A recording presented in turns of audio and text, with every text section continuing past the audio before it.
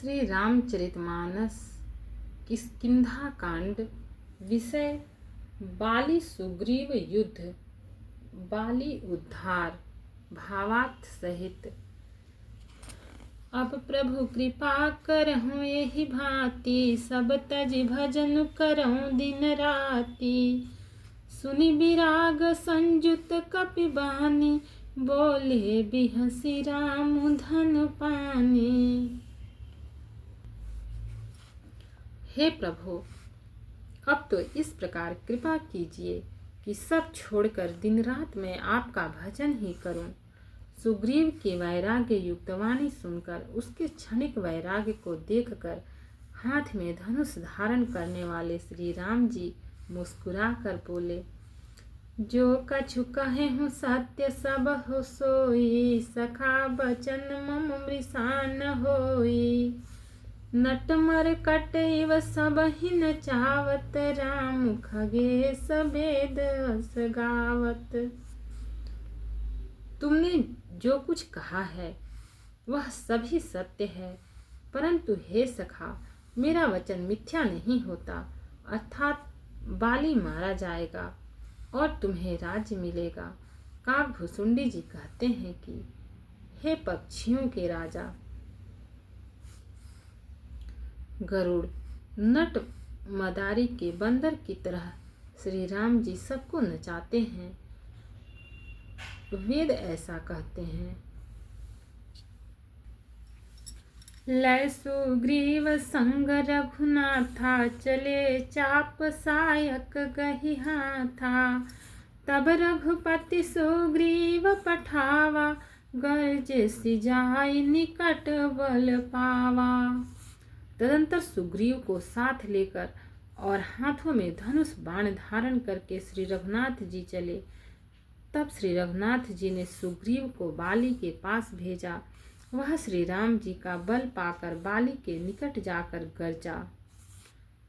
सुनत बाली क्रोधातुर धावा, गहि कर चरण नारी समुझावा। सुनुपति जिन्हि मिले सुग्रीवा, ते द्वौ बंधु तेज बल सीमा। बाली सुनते ही क्रोध में भरकर वेग से दौड़ा। उसकी स्त्री तारा ने चरण पकड़कर उसे समझाया कि हे नाथ सुनिए, सुग्रीव जिनसे मिले हैं वे दोनों भाई तेज और बल की सीमा हैं। कौशलेश सुत लक्ष्मण रामा, कालहु जीत सकहि संग्रामा। वे कौशलाधीश दशरथ जी के पुत्र राम और लक्ष्मण संग्राम में काल को भी जीत सकते हैं। दोहा। कह बाली सुनु भीरु, प्रिय समदर्शी रघुनाथ। जो कदापि मोहि मारहि, तौ पुनि हो सनाथ। बाली ने कहा, हे भीरु डरपोक प्रिय, सुनो, श्री रघुनाथ जी समदर्शी हैं। जो कदाचित वे मुझे मारेंगे ही तो मैं सनाथ हो जाऊंगा, परम पद पा जाऊंगा। अस कहि चला महाभिमानी, तृण समान सुग्रीव ही जानी। भिरे उभौ बाली अति तरजा, मुटिका मारी महाधुनि गर्जा। ऐसा कहकर वह महान अभिमानी बाली सुग्रीव को तिनके के समान जानकर चला। दोनों भिड़ गए। बाली ने सुग्रीव को बहुत धमकाया और घूंसा मारकर बड़े जोर से गरजा। तब सुग्रीव विकल होई भागा, मुष्टि प्रहार वज्र सम लागा। मैं जो कहा रघुबीर कृपाला, बंधु न होई मोर यह काला। तब सुग्रीव व्याकुल होकर भागा। घूंसे की चोट उसे वज्र के समान लगी। सुग्रीव ने आकर कहा, हे कृपालु रघुवीर, मैंने आपसे पहले ही कहा था कि बाली मेरा भाई नहीं काल है। एक रूप तुम भ्राता दो, तेहि भ्रम ते नहीं मारिउ सो। कर परसा सुग्रीव शरीरा, तनु भाकुले गई सब पीरा। श्री राम जी ने कहा, तुम दोनों भाइयों का एक सा ही रूप है, इसी भ्रम से मैंने उसको नहीं मारा। फिर श्री राम जी ने सुग्रीव के शरीर को हाथ से स्पर्श किया, जिससे उसका शरीर वज्र के समान हो गया और सारी पीड़ा जाती रही। मेलिकंठ सुमन कहे माला, पठवा पुनि बल दे विशाला। पुनि नाना विधि भई लड़ाई, बिटपोट देखहि रघुराई। तब श्री राम जी ने सुग्रीव के गले में फूलों की माला डाल दी और फिर उसे बड़ा भारी बल देकर भेजा। दोनों में पुनः अनेक प्रकार से युद्ध हुआ। श्री रघुनाथ जी वृक्ष की आड़ से देख रहे थे। दोहा। बहु छल बल सुग्रीव कर, ही हारा भय मानी। मारा बाली राम तब, हृदय मांझ सरतानी। सुग्रीव ने बहुत से छल बल किए, किंतु अंत में भय मानकर हृदय से हार गया। तब श्री राम जी ने तान कर बाली के हृदय में बाण मारा। पराबिकल महिषर के लागे, पुनि उठी बैठ देखी प्रभु आगे। श्याम गात सिर जटा बनाए, अरुण नयन सर चाप चढ़ाए। बाण के लगते ही बाली व्याकुल होकर पृथ्वी पर गिर पड़ा, किंतु प्रभु श्री रामचंद्र जी को आगे देखकर वह फिर उठ बैठा। भगवान का श्याम शरीर है, सिर पर जटा बनाए हैं, लाल नेत्र हैं, बाण लिए हैं और धनुष चढ़ाए हैं। पुनि पुनि चितई चरण चित दीन्हा, सुफल जन्म माना प्रभु चीन्हा। हृदय प्रीति मुख बचन कठोरा, बोला चितई राम की ओरा। बाली ने बार बार भगवान की ओर देखकर चित को उनके चरणों में लगा दिया। प्रभु को पहचान कर उसने अपना जन्म सफल माना। उसके हृदय में प्रीति थी, पर मुख में कठोर वचन थे। वह श्री राम जी की ओर देखकर बोला, धर्म हेतु अवतरे हूँ गोसाई, मारे हूँ मोहि व्याध की नाई। मैं बैरी सुग्रीव प्यारा, अवगुण कवन नाथ मोहि मारा। हे गोसाई, आपने धर्म की रक्षा के लिए अवतार लिया है और मुझे व्याध की तरह छिपकर मारा। मैं वैरी और सुग्रीव प्यारा, हे नाथ, किस दोष से आपने मुझे मारा। अनुज बधु भगिनी सुत नारी, सुनु सठ कन्या समय चारी।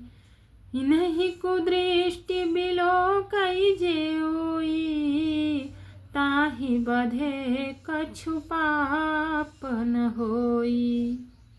श्री राम जी ने कहा, हे मूर्ख, सुन। छोटे भाई की स्त्री, बहन, पुत्र की स्त्री और कन्या, ये चारों समान हैं।